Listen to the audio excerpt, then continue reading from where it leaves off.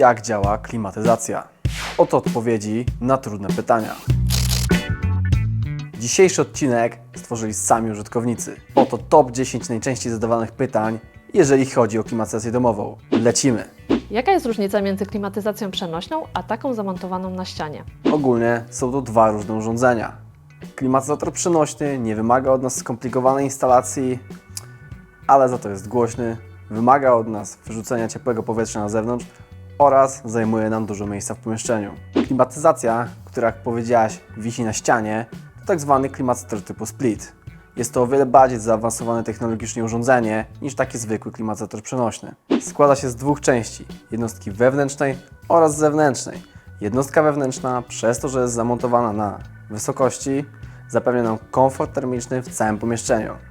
Klimatyzatory Hisense'a posiadają mnogość funkcji, które zapewniają nam komfort użytkowania, takich jak aplikacja Wi-Fi oraz harmonogram. Przez to jest to rozwiązanie na lata. Czy mogę używać klimatyzatora, kiedy w pokoju są dzieci albo osoby starsze? Oczywiście, że tak. Jednak przy montażu warto jest zwrócić uwagę, gdzie będzie nasza jednostka wewnętrzna. Ponieważ gdy mamy małe pomieszczenie, gdzie jest duża szansa, że zimne powietrze będzie wiało na ludzi, warto skorzystać z funkcji Smart Eye, która będzie nam omijała powietrzem tych ludzi. Dodatkowo klimatyzatory Hisense mają wiele świetnych filtrów, które poprawiają nam jakość powietrza w pomieszczeniu. Czy klimatyzator zawieszony w przedpokoju schłodzi sąsiadujące pomieszczenia? Tak samo jak grzejnik zamontowany w jednym pomieszczeniu ogrzeje Ci pozostałe. Ale przecież mam grzejnik w każdym pokoju. No właśnie, dlatego nie jest to najlepsze rozwiązanie. Mimo że powietrze z pomieszczeń będzie się mieszało, to jednak najlepszą efektywność uzyskamy, jeżeli w każdym pomieszczeniu zamontujemy jednostkę wewnętrzną. Czy na montaż klimatyzacji jest potrzebne pozwolenie? Zależy, o jakie pozwolenie pytasz. Na pewno musisz mieć instalatora, który będzie posiadał uprawnienia gazowe.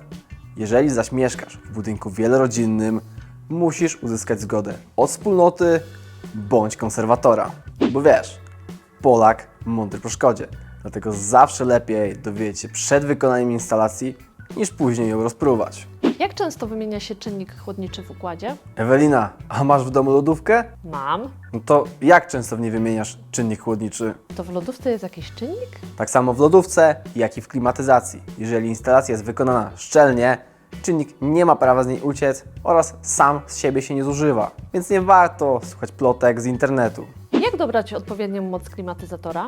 Generalnie sprawa jest dość skomplikowana. Wiele zależy od powierzchni pomieszczenia oraz dodatkowych zysków ciepła, takich jak okno bądź kuchenka.